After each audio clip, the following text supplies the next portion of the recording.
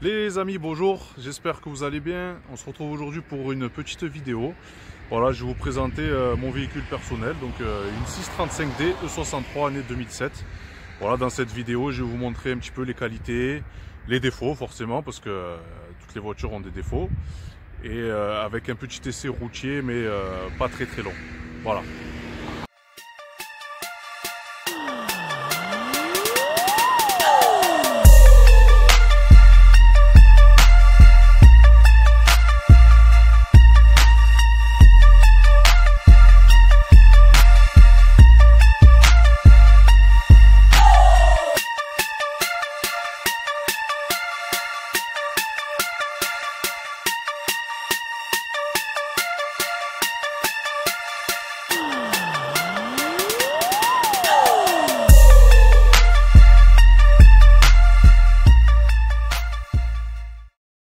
Les amis, donc on se retrouve avec cette série 6, voilà, une 635D de 2007. Donc j'utilise comme véhicule, voilà. Donc aspect général, donc là elle est full stock, voilà, elle est vraiment d'origine. Il y a juste comme petite modification extérieure les jantes M6, voilà, c'est des vraies jantes M6 en 19 pouces, voilà, qu'on retrouve dessus. Je trouve qu'avec toute la liste des jantes qui existent, c'est les jantes qui lui valent vraiment le mieux. Voilà, donc je recommande ces jantes là si vous avez une série 6. Après, bien sûr, c'est une affaire d'esthétique. Cette voiture est surnommée The Shark, le requin. Voilà, c'est vrai qu'elle a une ligne qui est très particulière. Et on retrouve des espèces de petites ouïes, vous voyez, comme les requins. Voilà. Donc c'est vraiment son surnom, The Shark. Voilà, après j'ai fait rajouter un petit spoiler à l'arrière parce que je trouvais qu'il manquait quelque chose. Voilà, sinon 635D d'origine, hein, les deux sorties d'échappement. Voilà, d'origine. Celle-ci est équipée d'un toit ouvrant, enfin d'un toit panoramique qu'on peut entrebâiller. Voilà. Je rappelle simplement que sur série 6, il n'existe pas de toit ouvrant. Voilà. On peut uniquement l'entrebâiller de cette façon là, donc ne cherchez pas cette option hein, de toit ouvrant, ça n'existe pas. Voilà pour l'extérieur. Après niveau option, celle-ci est plutôt pas mal équipée. Donc au niveau du pare-choc, on retrouve cette petite boule là, c'est le régulateur de vitesse actif. Voilà, donc ça nous permet de mettre le régulateur de vitesse, de sélectionner en fait une distance que l'on veut par rapport au véhicule de devant, et la voiture après s'adapte toute seule avec cette distance de sécurité. Voilà, très pratique sur l'autoroute. Elle est également équipée du Night Vision, donc c'est une caméra qui permet de voir la nuit si jamais, je sais pas moi, s'il y a un sanglier, un animal, voilà, quelque chose qui va traverser. Donc pour l'époque, je dois dire que c'est une voiture qui est très bien équipée. Voilà, j'ai rajouté également ces petites calandres noires. Voilà, avec le contraste gris de la voiture, je trouve que ça fait bien. Voilà. Donc c'est une modif que j'ai faite. Voilà, sinon la ligne générale. Il y a beaucoup de gens qui ne connaissent pas forcément BMW et qui me demandent à chaque fois qu'est-ce que c'est comme voiture. Et puis quand ils voient le logo BMW, ils me disent ah ouais mais BMW font des voitures comme ça. D'accord, ça doit coûter très cher. Et là quand je leur dis le prix d'une telle auto, en occasion bien sûr, ils sont un peu surpris. Et c'est vrai qu'on retrouve vraiment une ligne qui vieillit bien. Voilà, je trouve qu'elle est indémodable. Donc pour la partie intérieure, on retrouve voilà, des sièges sport. Donc c'est une option, hein, à savoir qu'il y a des sièges donc, qui sont sans cette assise supplémentaire. Voilà, donc ça c'est vraiment la version sport avec ces sièges là. Donc ils sont électriques, voilà, mémorisables, comme beaucoup de BMW. On retrouve également donc à l'intérieur un volant avec des palettes. Voilà, alors malheureusement il n'y a pas d'un côté plus et un côté moins. C'est voilà, hop, on appuie pour rétrograder et on tire pour passer les vitesses. Voilà, petite modif que j'envisage de faire plus tard, c'est de monter un volant M5. Voilà, ou M6. Voilà, ça c'est la prochaine modif. Donc le régulateur de vitesse actif, je vous en parlais tout à l'heure. Celle-ci également a l'option au niveau du franchissement de ligne, de l'alerte. Regardez sur le compteur. Voilà, c'est-à-dire que dès que vous franchissez une ligne, il y a le volant qui vibre. Voilà, c'est une belle option. Alors moi, ce que j'aime bien sur cette série 6, c'est le levier de vitesse. Voilà, ça a été d'ailleurs une des raisons pour lesquelles je n'ai pas racheté de E92. Parce qu'en fait, je trouve que le levier de vitesse avec à câble, ben, je trouve que ça fait vieux. Voilà, parce que je possède également une 335D F30. Et honnêtement, quand on goûte à ce levier de vitesse là, bon ben c'est fini, on peut plus revenir avec le levier à câble classique. Donc voilà, le joystick qui s'intègre parfaitement bien dans cette voiture. Je vous montre également le mode sport, voilà, qui en fait qui augmente la pression hydraulique de la boîte. Et en fait, ça fait que les passages de rapport sont beaucoup plus rapides. Et ça fait vraiment la différence quand on compare par rapport à une 335D. À une 92, 90, voilà, peu importe. Bon, ben voilà, les sièges chauffants. Vous voyez où c'est que c'est placé sur série 6. Voilà, siège chauffant. Après, on retrouve la console centrale. Comme vous avez pu voir dans une précédente vidéo, ben, j'ai fait installer un autoradio Android. Voilà, je trouve que ça l'a rajeuni, voilà, par rapport au menu d'origine que l'on pouvait retrouver. Par rapport donc au plafonnier, donc celui-ci est noir aussi, ben parce que simplement c'est la version sport. Voilà, donc le plafonnier est noir là-dessus. Sur celle-ci, regardez les amis, je vous montre une petite option qui est très très rare. Voilà, on voit des petits boutons donc sur le rétroviseur central. En fait, ces boutons, c'est pour la domotique, c'est-à-dire qu'en fait, on peut, si vous avez un portail électrique chez vous, vous pouvez enregistrer la fréquence sur votre auto. Ce qui fait qu'une fois qu'elle est enregistrée, ben voilà, il vous reste plus qu'à appuyer sur, si vous sélectionnez ce bouton-là, hop, vous appuyez et vous avez votre portail qui va s'ouvrir. Voilà, ça c'est une option aussi, c'est un petit gadget option, ça dépend. Voilà, l'alarme d'origine. Voilà, pour son année, je trouve que c'est une auto qui est vraiment bien finie et qui est très très confortable. Voilà, typé GT.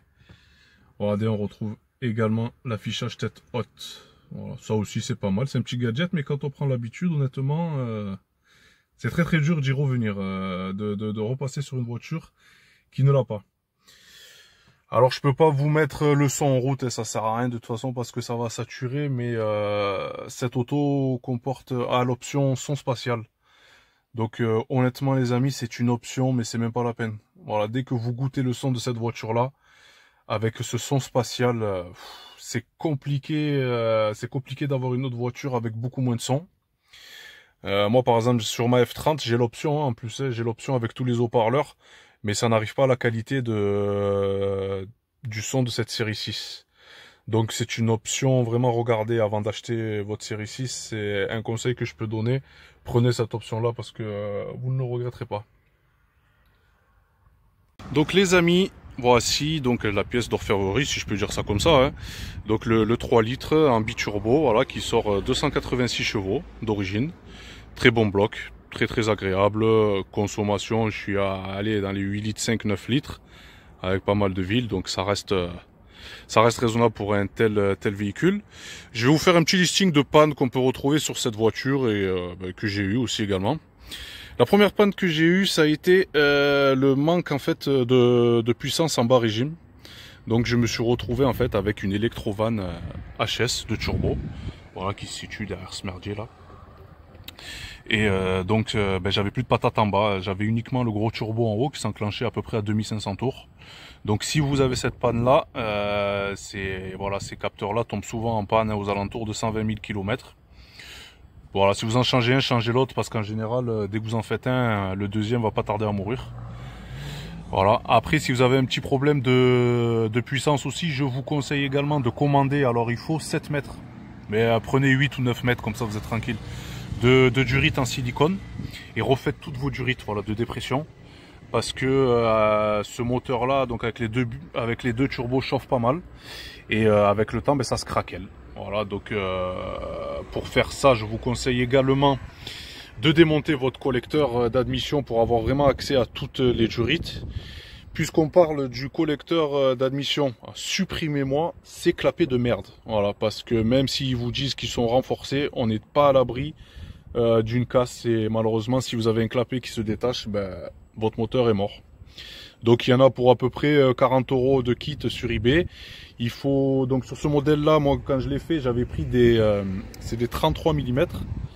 Un kit voilà de 33 mm pour virer ces anciens clapets et voilà, et rajouter ces bouchons là. Donc au moins je les ai supprimés, je suis tranquille. Et même par rapport aux fuites d'huile, ben, votre moteur vous dira merci. Je vous joindrai quelques petites photos des modifications, comment faire. Ça, vous voyez en photo à quoi ça ressemble pour ceux qui ne connaissent pas. Donc supprimez-les bien, hein, voilà. Donc on rappelle les durites de dépression, les clapets à supprimer. J'ai eu également une fuite sur le thermostat à l'arrière. Voilà, je perdais de l'eau. Et je me suis rendu compte en fait que le thermostat était mort. Donc bah, je l'ai changé tout simplement. On peut rencontrer également un problème sur le refroidisseur EGR. Voilà, c'est une panne assez classique. Alors bon, moi le problème que j'ai eu dessus, j'ai eu une petite fuite là qui venait d'ici. Je suis allé chez BMW, c'était un joint de couleur jaune qui m'a coûté allez, 2 € je crois. Et ça a résolu la fuite, mais dans certains cas, cette pièce est HS, donc il faut prévoir de la changer ou de la supprimer. Alors c'est pareil, il y a des kits de suppression de refroidisseur EGR qui existent. Moi personnellement, je ne le ferai pas. Parce que là, quand on commence à toucher le système de refroidissement, voilà, je ne suis pas sûr de la suite. Si BMW l'a mis pour refroidir le GR, à mon avis, c'est pas pour rien. Donc, en ce qui me concerne, je le laisse. Mais certains l'ont supprimé et en sont ravis. Et c'est très bien. D'ailleurs, n'hésitez pas à vos retours. Hein, si vous l'avez supprimé, si vous en êtes content, ce serait bien. Voilà, qu'est-ce qu'on peut avoir? Ben écoutez, on peut avoir le débitmètre, voilà, ça c'est pareil, j'avais eu un petit manque de pression, je l'ai changé, je sais même pas si c'était ça en fait, hein. Je l'ai changé, voilà, je l'ai trouvé pas cher sur internet, donc ben, je me suis permis de le changer. Les pannes qu'on peut retrouver également, la poulie d'ampère. Alors le symptôme de la poulie d'ampère, contrairement à ce que l'on croit, moi j'ai pas eu de claquement. J'ai pas eu de claquement, le simple problème que j'ai eu, c'est qu'en fait quand je mettais la climatisation, je n'avais plus de direction assistée, ça sentait le cramer. En fait, c'était les courroies d'accessoires qui tournaient dans le vide. Enfin, la poulie d'ampère, comme elle était morte, freinait les courroies accessoires. Et du coup, ça puait le cramer. Je me suis retrouvé même en panne de batterie, puisque forcément, l'alternateur ne tourne plus. Et ça, c'est le symptôme vraiment de la poulie d'ampère qui pète aux alentours de 180 000 km. Voilà, honnêtement, sur toutes mes 335D que j'ai eu, à ce kilométrage-là, ça m'est arrivé 2 fois. Voilà, que ça pète. Et voilà, donc je vous conseille de la changer. Alors après, honnêtement, conseil sur poulie d'ampère, mettez le prix. N'allez pas acheter des poulies d'ampère pas chères, parce que vous allez voir que quand vous allez les remonter, vous aurez un bruit dégueulasse. Alors pas de souci, il n'y a pas de problème, hein, ça marche. Mais le bruit est dégueulasse. Et voilà, donc je vous conseille vraiment d'acheter une poulie d'ampère d'origine. Voilà, je sais que ça vaut cher, ça vaut aux alentours de 400 €. Mais honnêtement, au moins, vous êtes tranquille à ce niveau-là. Voilà, sinon, j'ai nettoyé ce capteur-là. Et mon problème a disparu. Voilà, donc si vous avez un petit voyant à l'origine, n'hésitez pas à nettoyer ce capteur, ça peut vous résoudre le problème. Voilà, sinon honnêtement, que du bonheur ce moteur-là, que du bonheur. Oui, je vais vous donner une petite astuce aussi, qui ça me revient. Hein. Une fois, je suis tombé en panne de batterie. Voilà, donc je pensais être coincé puisque la voiture était fermée. Donc pas moyen de l'ouvrir. J'ai pourtant mis... alors le capot était ouvert, j'avais laissé le capot ouvert par contre. Et malgré les cosses sur la borne plus et moins devant le moteur, j'ai pas pu ouvrir mon coffre pour accéder à la batterie. Donc sur série 6, voilà, petite astuce, vous avez toujours la possibilité donc, vous voyez, d'avoir accès pour ouvrir le coffre quoi, avec votre clé. Voilà, donc vous ne vous inquiétez pas, si vous n'avez plus de batterie, que la voiture est fermée, vous pouvez toujours ouvrir votre coffre par ce côté-là.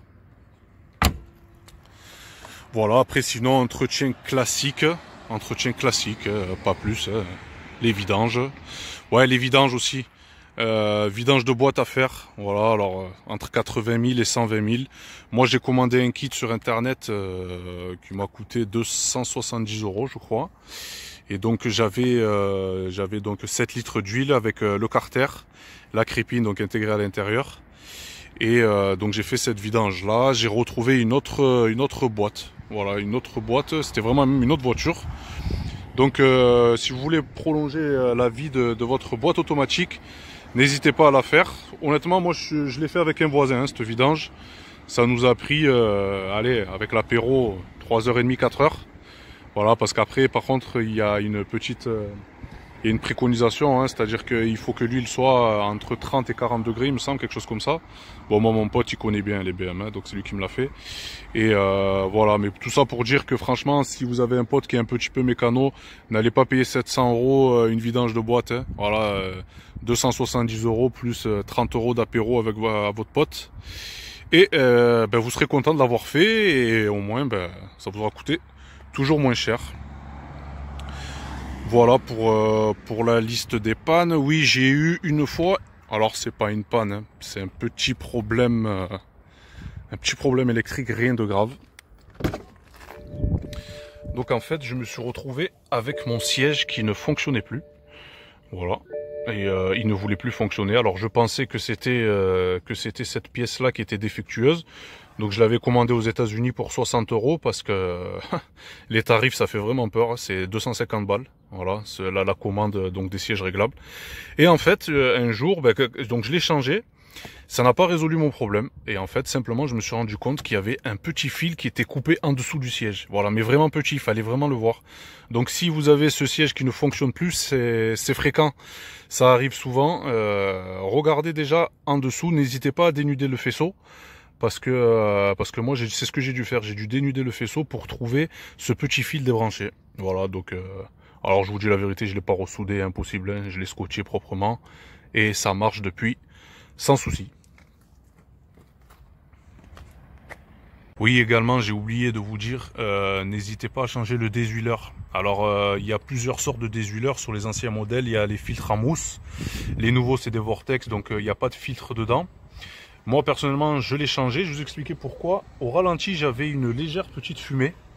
Une fumée un petit peu bleue, hein, on peut dire ça comme ça, un petit peu bleu. J'ai donc changé mon déshuileur et ça a réglé le problème de cette fumée au ralenti. Voilà, donc commencez par ça, hein. Même si en apparence il n'a pas l'air mort, hein, parce que c'est difficile à voir, parce que c'est une membrane en fait, à l'intérieur.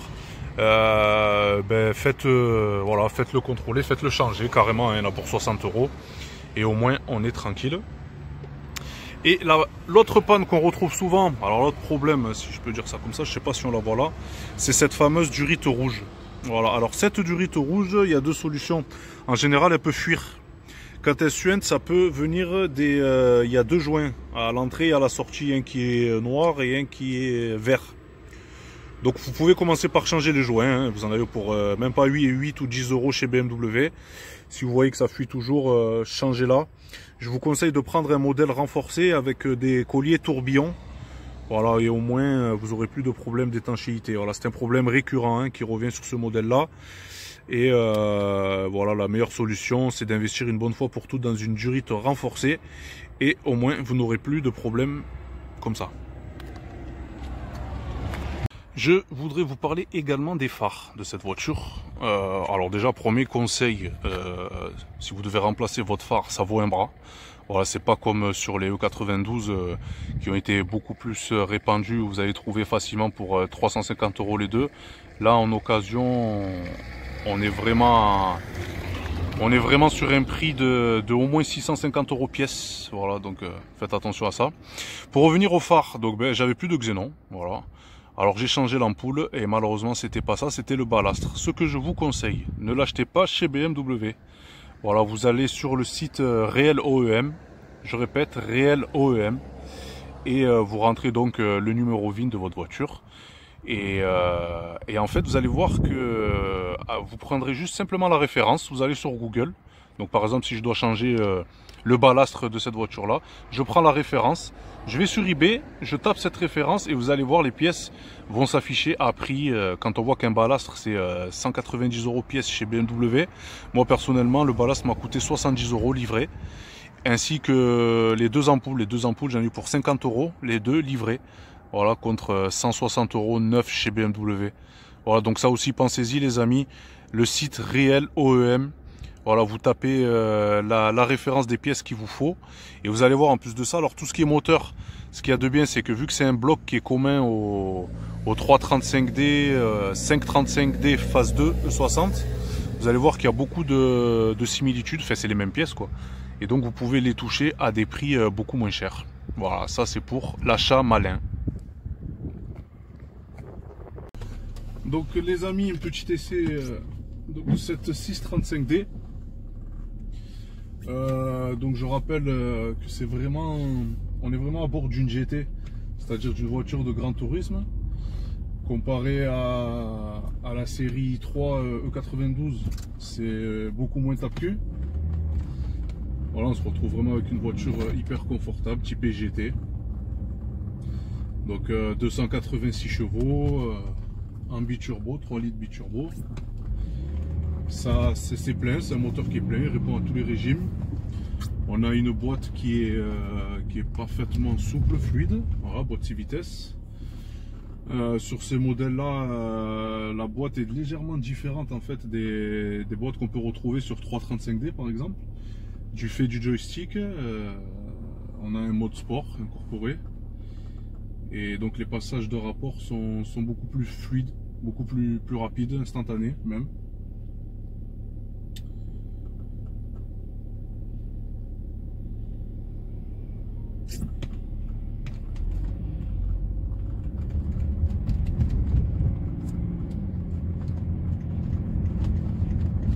Ça répond vraiment bien.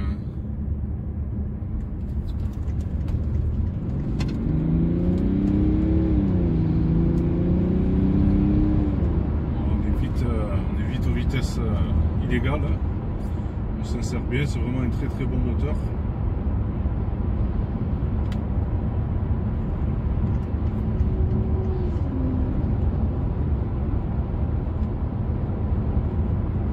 On entend bien le bruit à l'accélération, hein, donc ça reste un diesel, hein, on est d'accord, hein, on va pas retrouver le bruit d'un 6 cylindres en ligne ou d'un V8 à la sonorité explosive.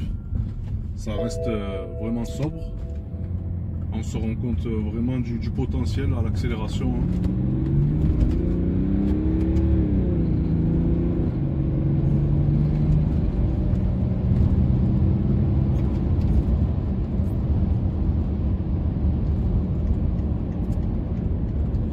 Voilà, ça reste une auto vraiment faite pour la route. Alors si vous êtes amoureux comme moi des coupés en général, mais que vous cherchez un coupé plus typé GT luxe,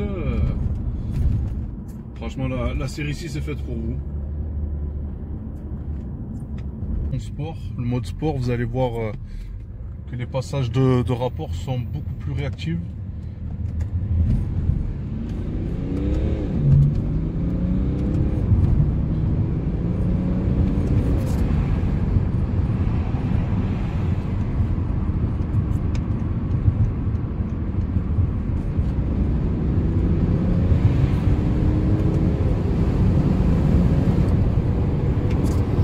Après ça reste un diesel. Je vous rappelle que mon véhicule est totalement d'origine, donc il fait bien 286 chevaux.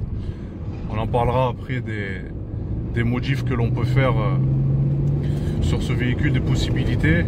Alors attention, quand on parle de modifs, vous le savez très bien, c'est illégal sur route ouverte et c'est à vos risques et périls. Voilà, c'est pas moi qui vous ai dit de modifier votre véhicule, hein.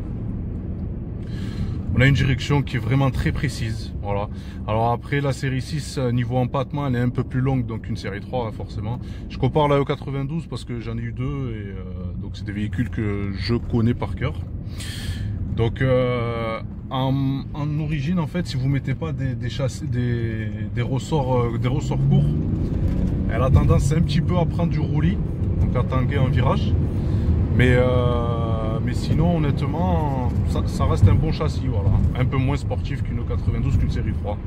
Donc si vraiment vous souhaitez avoir un coupé confortable, voilà, je vous le rappelle, la série 6 est faite pour vous. On a un très bon freinage, vous allez voir la taille des disques, c'est impressionnant. Quand on voit la taille des disques, on se rend compte que là, sur ce modèle-là, BM n'ont pas fait les choses à moitié.